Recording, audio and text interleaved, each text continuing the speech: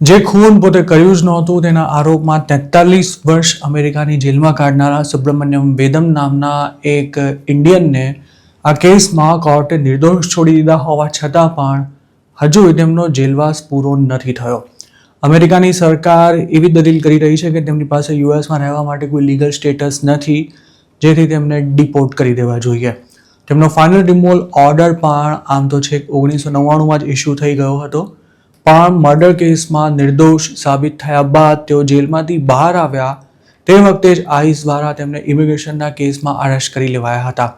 Board of immigration અપીલ્સે ફેબ્રુઆરી 2026માં જ તેમની appeal પર સુનાવણી કરવાની તૈયારી બતાવી હતી, પણ ગત મંગળવારે તેમને બેલ પર છોડવાનો ઇનકાર કરી દેવામાં આવ્યો હતો. ન્યૂજર્સીના એલિઝાબેથમાં આવેલી કોર્ટના ઇમિગ્રેશન જજ ટેમર વિલ્સને હિયરિંગ દરમિયાન એવું જણાવ્યું હતું કે ફેલોની ડ્રગ કન્વિક્શન હોવાથી સુબ્રમણ્યમ વેદમને બેલ પર ન છોડી શકાય. તેમણે DHSની એ દલીલને પણ સ્વીકારી હતી કે તેઓ સેફ્ટી રિસ્ક છે.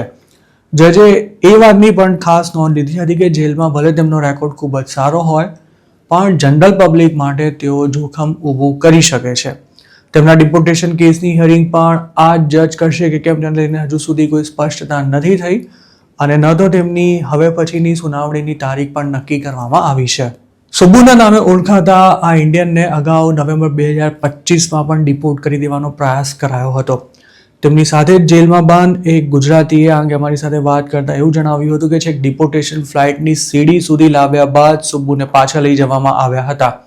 તેમના લોયરની એવી દલીલ છે કે જો તેમને ખોટા મર્ડર કેસમાં ફસાવવામાં ન આવ્યા હોત તો ડિપોર્ટેશનથી બચી શક્યા હોત અને અત્યાર સુધીમાં તો અમેરિકાના સિટીઝન પણ થઈ ગયા હોત.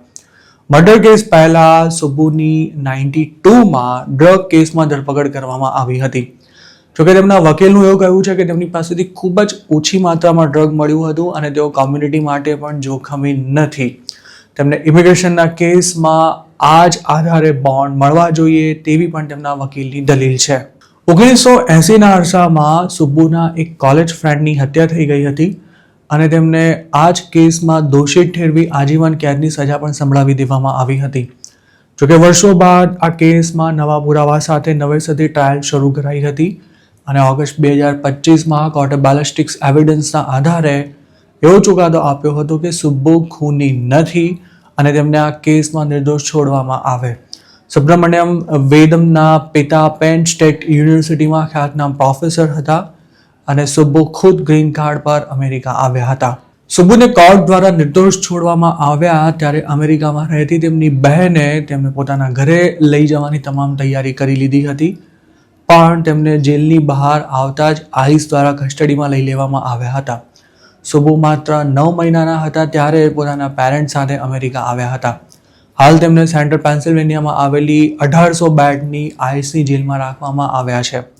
ગયા વર્ષે તેમને નિર્દોષ છોડતા કોર્ટે એવું જણાવ્યું હતું કે તેમની સાથે ભયાનક અન્યાય થયો છે, જેના કારણે તેમને કોઈ વાંક ગુના વિના 43 વર્ષ જેલમાં કાઢવા પડ્યા છે. આ 43 વર્ષોને પાછા નહીં લાવી શકાય, પરંતુ કોર્ટ તેમને નિર્દોષ છોડી કલંક મુક્ત ચોક્કસ કરી શકે છે.